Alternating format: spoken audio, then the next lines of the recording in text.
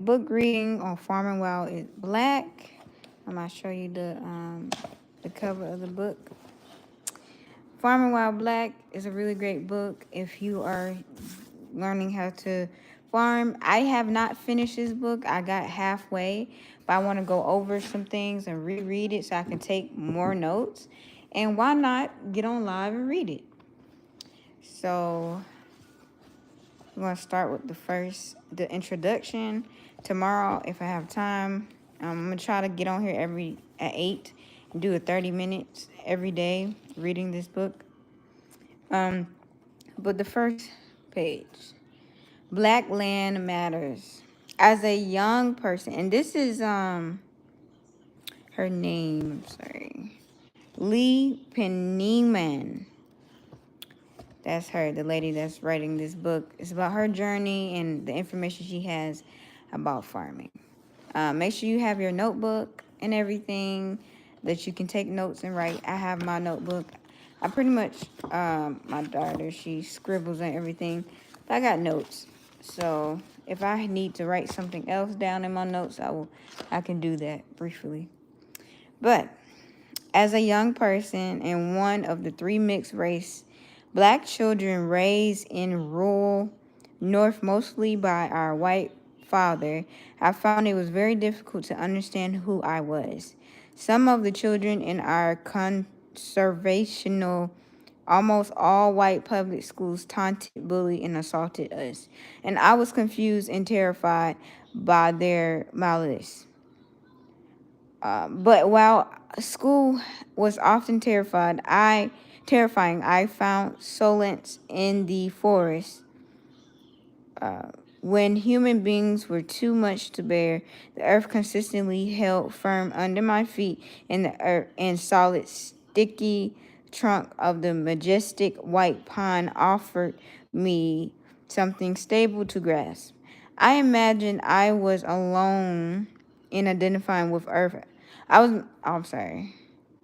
I imagine I was alone in identifying with Earth as sacred mother, having no idea that my African ancestors were transmitting their cosmology to me. Whispering across time, hold on, daughter, we won't let you fall. I never imagined that I would become a farmer. In my teenage years, as my race consciousness evolved, I got the message loud and clear that black activists, sorry, were concerned with gun violence, housing discrimination, and education reform, while white folks were concerned with organic farming and environmental conservation. I felt that I had to choose between my people and the earth and my dual loyalties. I'm sorry. I get nervous when I'm reading, and I might mess up on words, but I hope y'all just stick with me. We're were pulling me apart and negating my inheritance right to belong. Fortunately, my ancestors had other plans. I passed my flyer advertising a summer job at a full food project in Boston, Massachusetts, that promised applicants the opportunity to grow food and serve their urban community. I was blessed to be accepted into the program, and from this first day, when the scent of freshly harvested cilantro nestled into my fingers, crease and dirt sweat stung my eyes, I was hooked on farming. Something profound and magical happened to me as I learned to plant, tend and harvest, and later to prepare and serve that produce to Boston toughest neighborhoods. I found and it's crazy because her experience is kind of what I had a similar experience before I became a farmer. I was always in the woods. I was always on this trail by a lake, by a creek, always in the woods. If I had a rough time, if I was bullied, I will always retreat in the woods and just sit there and just be.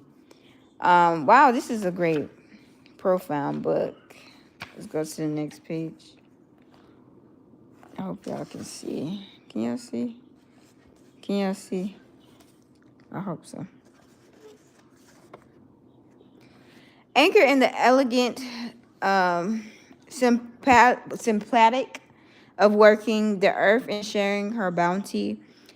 What I was doing was good, right, and unconfused, shoulder to shoulder. Peace.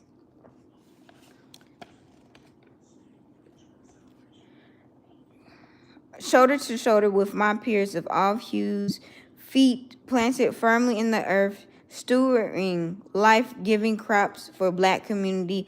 I was home. As it turned out, the food projects was relatively, what is this? SOP. Yes.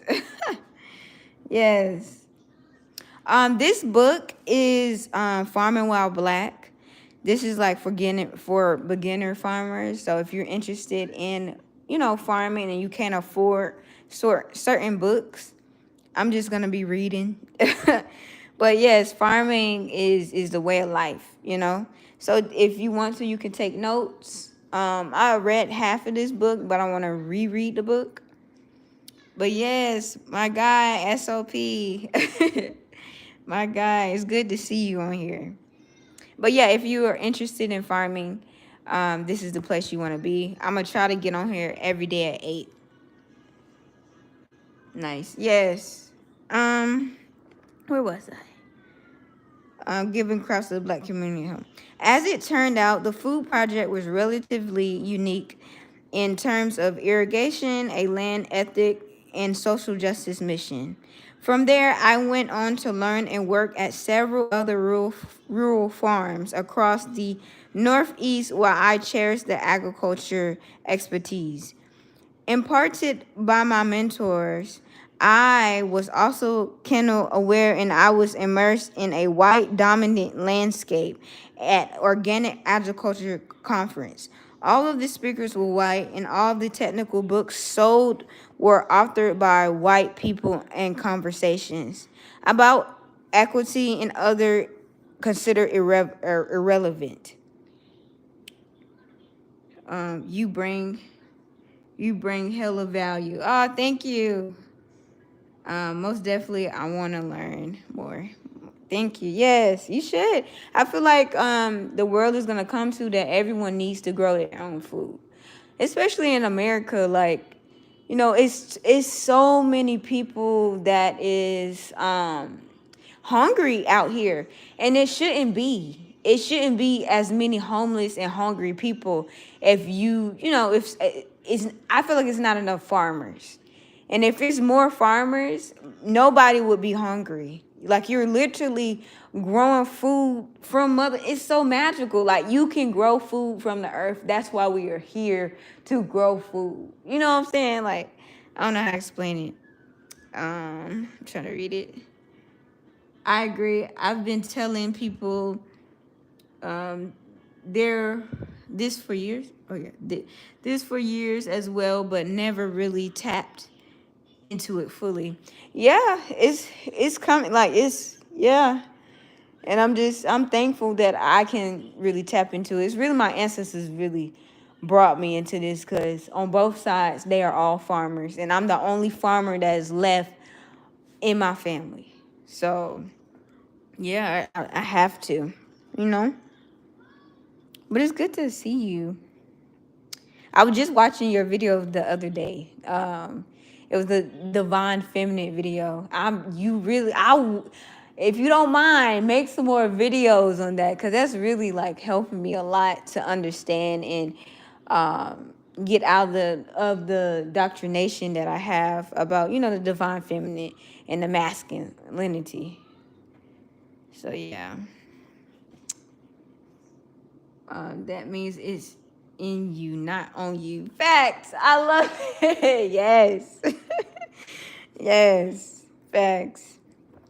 But let's see.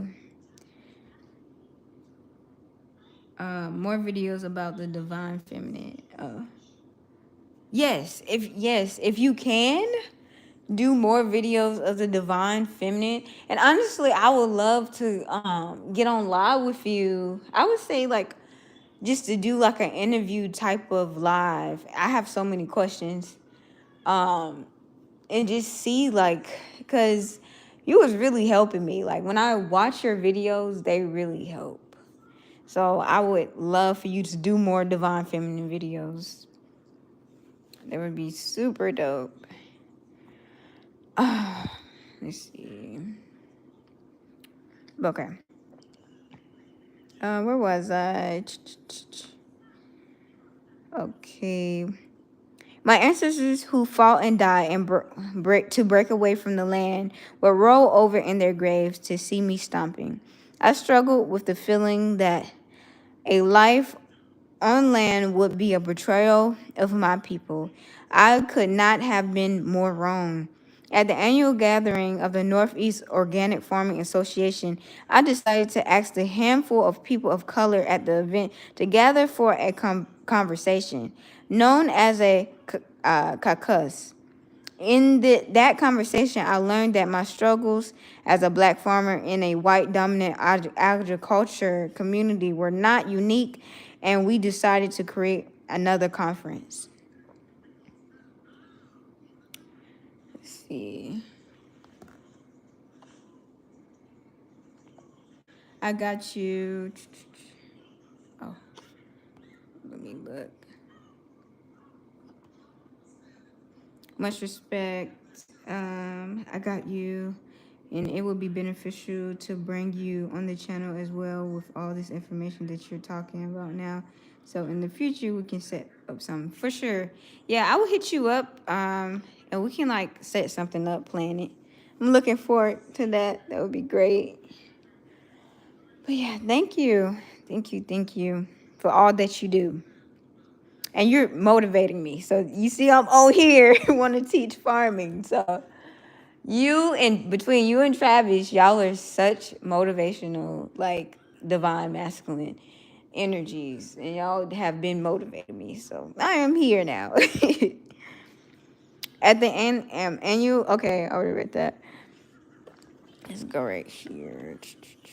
Hopefully, y'all can see it. Yep. To bring together black and brown farmers, urban gardens. In 2010, the National Black Farmers of Urban Gardens Conference, BUGS, which continues to meet annually, has covered by Karen Washington. Over 500 aspiring and veteran black farmers gathered for knowledge, exchanged for affirmations of our belonging to a sustainable food movement. It's crazy because like when you join the farming community, it's a whole different community. You have a lot more it's a lot of it's I don't think it's as hard as it was back in the day to be a black farmer. Or I don't even like calling myself black farmer because black means slave. I would say as a indigenous farmer, it's easier now. Like you can get loans, grants, you can get land. It's so many indigenous farmers, especially where I am located. I'm in Georgia. So that's what we do. But at the same time, it's not enough. It's not enough. Indigenous farmers, I would say. Through bugs and my growing network of black farmers, I began to see how miseducated and I had been regarding sustainable agriculture.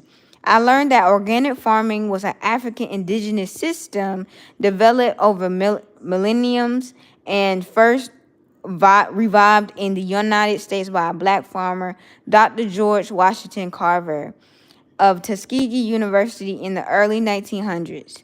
Carver conducted extensive research and codified the use of crop rotation in combination with planting of nitrogen fixing legumes. And that's crazy because I just planted some snap peas today. You can look on my live. I went live and did it.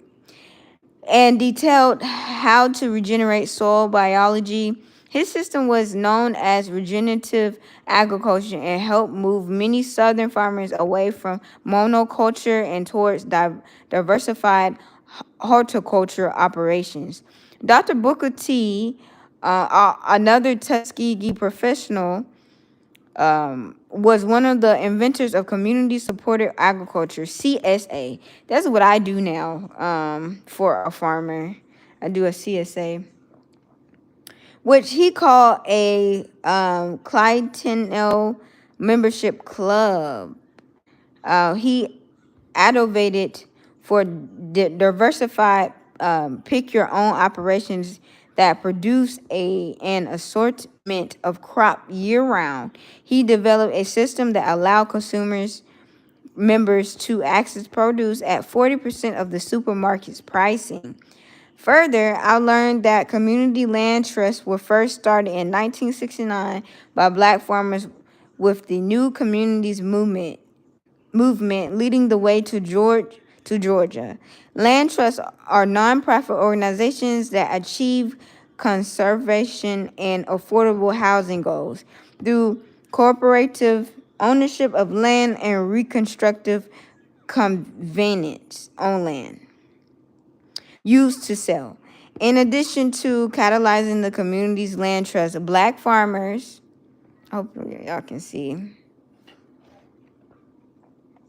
I'm over here now, also demonstrated how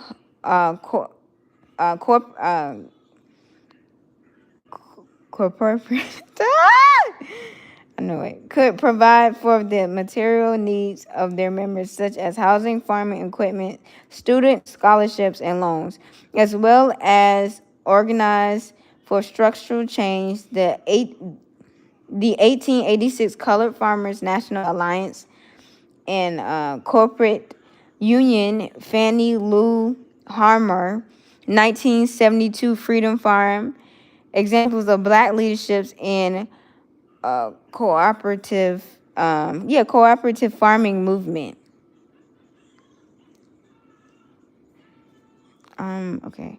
Learning about Learning about Carver Harmer Walton in new communities, I realized that during all those years of seeing images of only white people as the stewards of the land,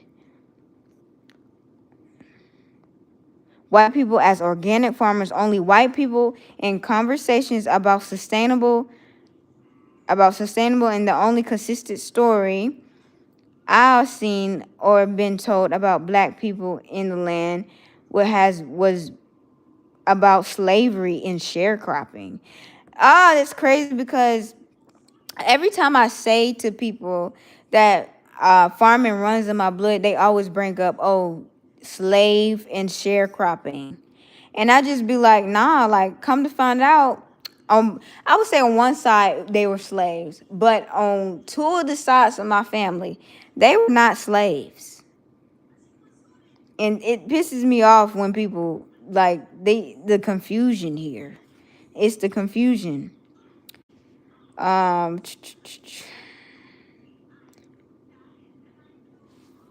yet, here was an entire history blooming into our presence in which black people expertise and love the land and one another was evident. When we as black people are bombarded with messages that our only place of belonging on land is as slaves performing dangerous and backbreaking manual labor, I learned to learn of our true and noble history as farmers and ecological stewards.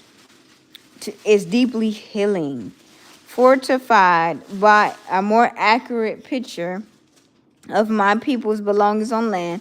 I knew I was ready to create a mission-driven farm centering on the needs of black community. At the time, I was living with my Jewish husband, Jonah, and our two young children, Neshima and Emmett, in the south end of Alabama, New York, a neighborhood classified as a food desert by the federal government.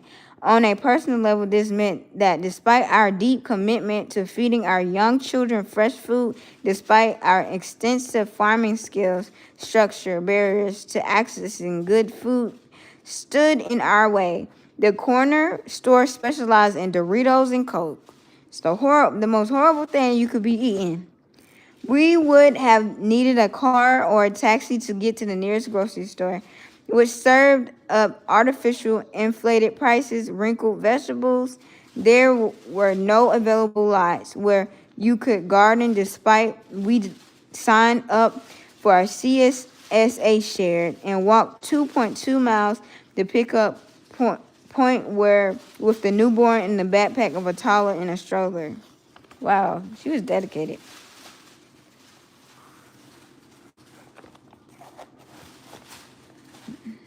I hope y'all see.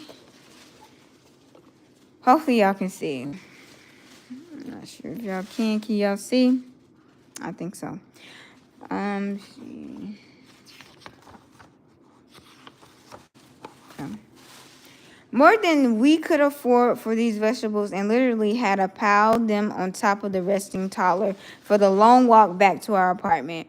When our South End neighborhoods learned that Jonah and I had many years of experience working on farms, from Many Hands Organic Farms in Barrow, Massachusetts, to live power farms in Covelo, California, they began to ask whether we plan to start a farm to feed this community. At first, we hesitated, and I was a full-time public school science teacher, and Jonah was a natural building business, had his natural building business, and we were parenting 2 young children, but we were firmly rooted in our love for our people and for the land, and this passion for justice won out. We cobbled together our modest savings, loans from friends and family, and 40% of my teaching salary every year in order to capitalize this project. The land that chose us was relatively affordable, just over $2,000 an acre.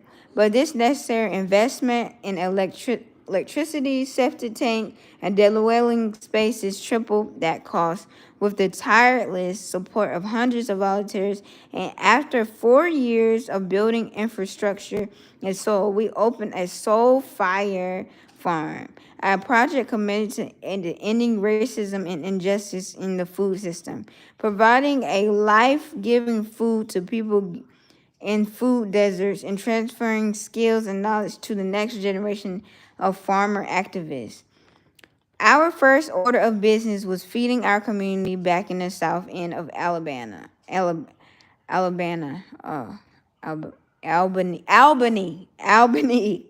While the government labels the neighborhood a food desert, I prefer that the term food imprinted because it makes clear that we have a human-created system of segregation that regulates certain groups of food oppressors to access affordable, healthy food. This trend is not race neutral. White neighborhoods have an average of 4 times as many supermarkets, predominantly black communities. That's crazy. This lack of access to nutrition food was dire consequence for our communities in the size of diabetes, obesity, and heart disease, as on the rise of our population, but the greatest increases occur among the people of color, especially African Americans and Native Americans. I mean, I would say that's our fault because we need to be taking over these grocery stores and putting our money together in farming. I can't blame the government for that. You know, I can't really blame the government for not having enough grocery stores for us. You know, this is our land. Like, we have to take it back over, basically. Like, you can't be mad at them. This is my daughter. She got on her boots. You can't be mad at them. You can't be mad at them. And I think I'm going to stop right there because I have to get ready to go to sleep. I got to wake up in the morning. Y'all going to see episode 3 because I got to clear another bed. So I just wanted to do about just 30 minutes on here. It's 9 o'clock right now, so I need to go to sleep. But thank y'all for joining. I will see y'all tomorrow. Peace.